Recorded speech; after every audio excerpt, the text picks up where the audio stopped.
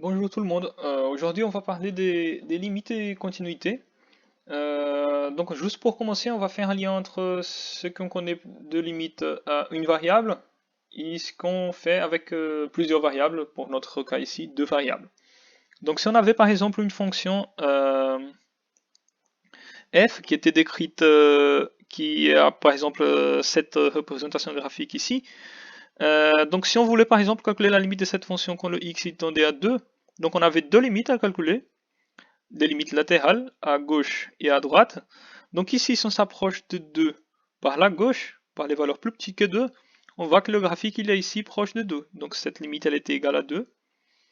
Et la limite de la fonction quand on s'approche des 2 par la droite, par des valeurs plus grandes que 2, on voit que la fonction elle s'approche de 3.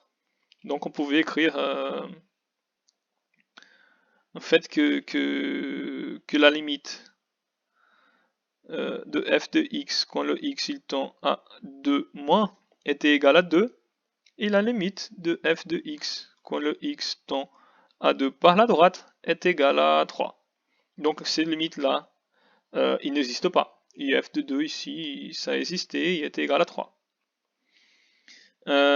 Ici par exemple, si on prend cette fonction qui est égale à x au cube moins 1, donc si on s'approche de 0, de 1 ici, pardon, si on s'approche de 1 par la droite, par des valeurs plus grandes que 1. Donc cette quantité-là, elle s'approche de 1, moins 1, donc on a 0. On voit ici que le graphique de la fonction, la valeur de y, elle s'approche de 0. Si on s'approche maintenant par la gauche, par des valeurs plus petites que 1, donc cette quantité aussi, elle s'approche de 1. Donc là, le tout s'approche de 0. Donc les deux limites latéraux là, maintenant, ils existent, ils sont égales, elles vaut 1. Donc cette limite là, il existe ici, il vaut 0. Et f de 1 est égal à 0. Donc on dit par exemple que cette fonction-là, elle, c'est une fonction continue, et là que c'est une fonction discontinue, une fonction qui présente une discontinuité. Si on a par exemple une fonction à deux variables, si on veut par exemple s'approcher du point 1, 0 pour cette fonction-là, x au carré plus y au carré divisé par x, comme le numérateur est un polynôme, et on va pareil, donc ce sont des fonctions continues, on peut utiliser ça parce que ce sont des fonctions polynomiales. Sur le point 1, 0, le numérateur il ne s'annule pas et le dénominateur il ne s'annule pas non plus. Donc on peut dire tout simplement que cette limite là c'est 1 plus 0 divisé par 1 qui est égal à 1. Donc tout ça s'approche de 1, tout ça s'approche de 1, donc le quotient il s'approchera de 1. Et f de 1, 0 c'est exactement 1 au carré plus 0 au carré divisé par 1 qui est égal à 1. Donc là on a aussi une fonction qui est continue sur le point 1, 0. Donc la condition de continuité, donc pour un point A qui appartient au domaine de définition de f, pour le cas d'une variable, c'est ça, donc la limite, quand on s'approche de A, elle doit être f de A.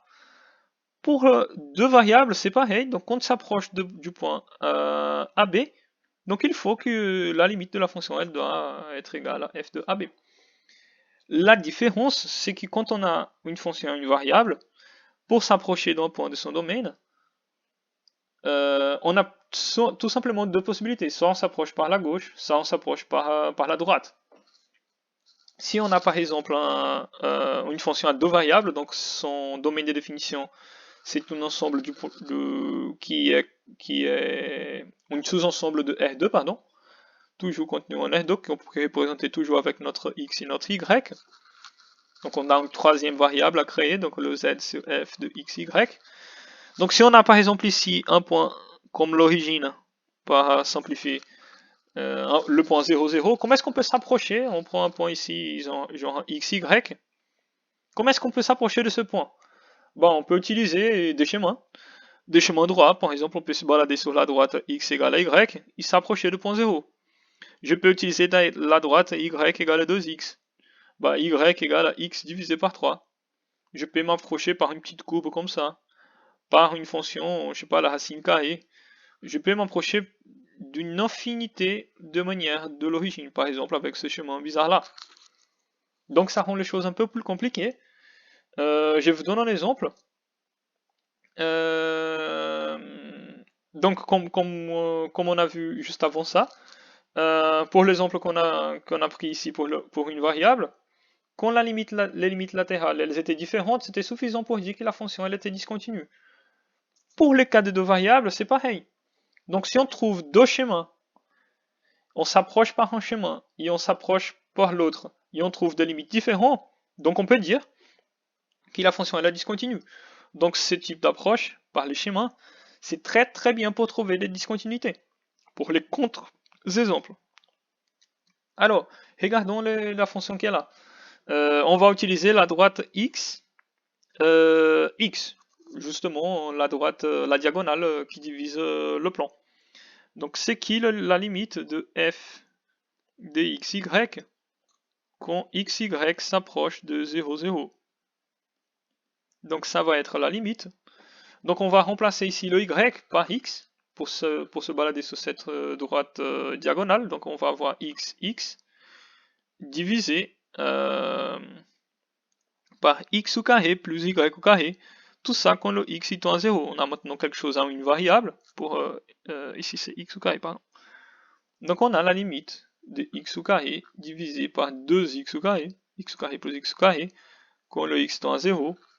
Donc comme le x au carré c'est différent de x est différent de 0, donc on peut annuler ça. On retrouve la constante en demi. Si on s'approche par exemple pour une autre droite, on regarde la limite maintenant de xy divisé par x carré plus y au carré, quand le xy tend à 0, 0.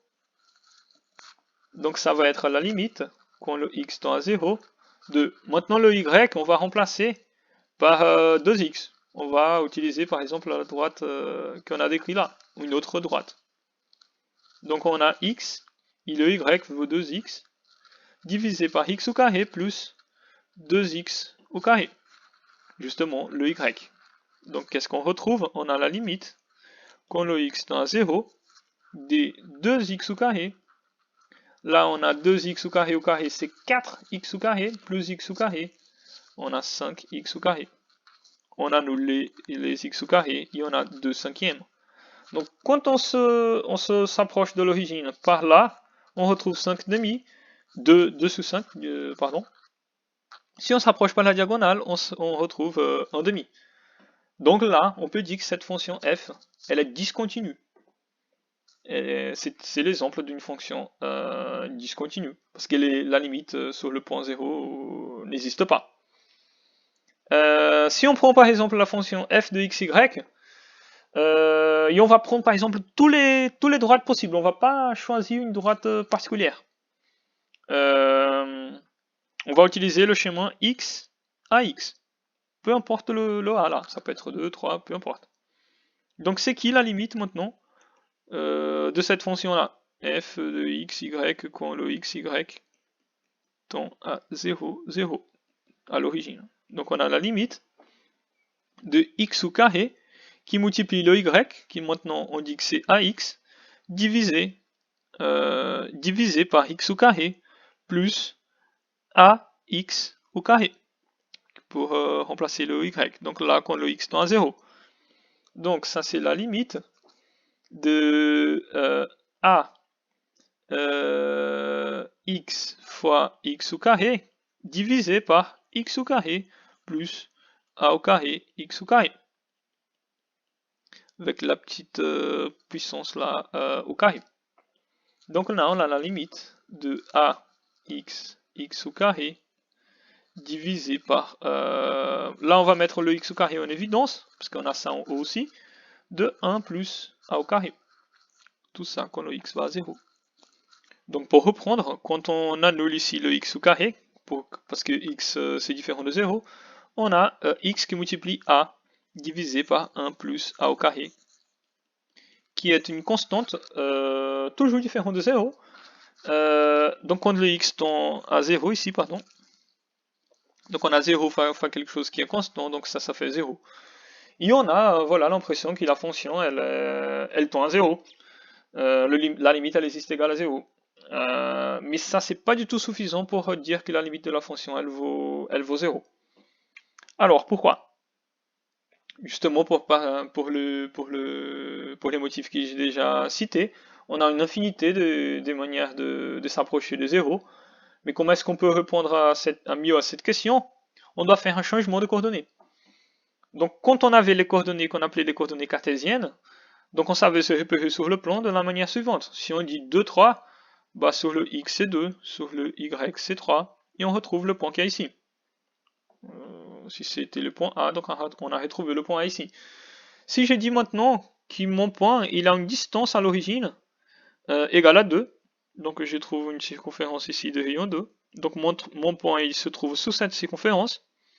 Ici je dis qu'il a un angle avec le x égale à pi sous 6, au 30 degrés si vous voulez, donc mon point il s'y retrouve ici. Donc n'importe quel point de notre système là, il peut être retrouvé avec ces deux informations. Ici je veux l'équivalence entre dire x, y aller à 0, 0. Maintenant on remplace par r aller à 0 pour diminuer ici le rayon. Donc si le rayon il va à 0, le point qui est là il s'approche de l'origine.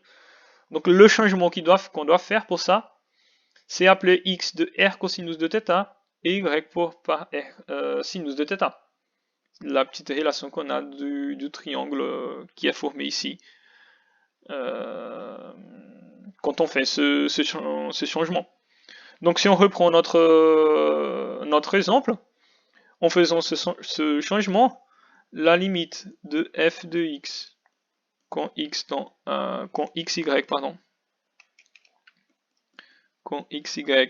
à 0, 0, bah c'est justement maintenant la limite quand le r va à 0. Donc on va remplacer le x par r cosinus de θ. Donc on a r cosinus de θ au carré qui multiplie r sinus de θ divisé en bas par r au carré cosinus, on a r cosinus de θ à la place de x au carré plus r sinus de θ au carré. Donc la limite là, elle paraît un peu méchante, mais elle est assez simple à résoudre. On a r ici et r au carré ici, donc on a r au cube qui multiplie cosinus de θ au carré fois le sinus de θ. Donc ici c'était tout au carré, pardon. Divisé en fait par r au carré cosinus de θ au carré plus r au carré sinus de θ au carré. Tout ça quand le r va à 0. Donc ça c'est la limite. Quand r tend à 0, en bas on peut mettre le r au carré en évidence. On a cosinus carré de θ plus sinus au carré de θ. Et en haut on a r au cube qui multiplie cosinus au carré de θ fois sinus de θ. Maintenant, on annule le r au carré qui est en bas, avec un r carré qui est en haut, il nous reste r. Donc on a la limite de r qui multiplie cosinus carré de θ fois sinus de θ, quand le r va à 0. Cette quantité-là, elle vaut toujours 1. Je vais expliquer après pourquoi ça vaut 1, mais j'ai fait le rappel en cours si vous voulez, et aussi pendant les TD. Donc comme cette quantité-là, elle ne bouge pas, il a un lien avec le cosinus et le sinus, et l'angle qui le point il forme avec l'axe x, c'est le r qui s'approche de 0, donc on a une chose qui va à 0 fois une chose qui ne bouge pas, donc ça fait 0. Là c'est suffisant pour dire que la limite de la fonction f, quand le xy tend à 0, est égale à 0. Donc pourquoi est-ce que ça fait 1? Il faut tout simplement regarder le cercle trigonométrique, qui était des rayons 1. Donc si on a ici θ, en fait cette distance-là, cette petite distance-là, c'est justement le cosinus de θ, en lien ici avec le cos. Et là, c'est justement le sinus de θ. Et là, c'est 1, parce que c'est le rayon du cercle trigonométrique. Donc par Pythagore, dans ce petit triangle-là, on a 1 égale à cosinus carré de θ plus sinus carré de θ. C'est une quantité qui va beaucoup apparaître à cause de ce changement des coordonnées polaires qu'on fait. Ok, donc là c'était suffisant pour dire que notre fonction elle était la limite sur 0, elle vaut 0. Si on dit que f, on crée une nouvelle fonction et on dit que le f de 0, 0 vaut 0, donc c'est possible de faire une extension de cette fonction. Mais ça, c'est une autre chose. Merci beaucoup.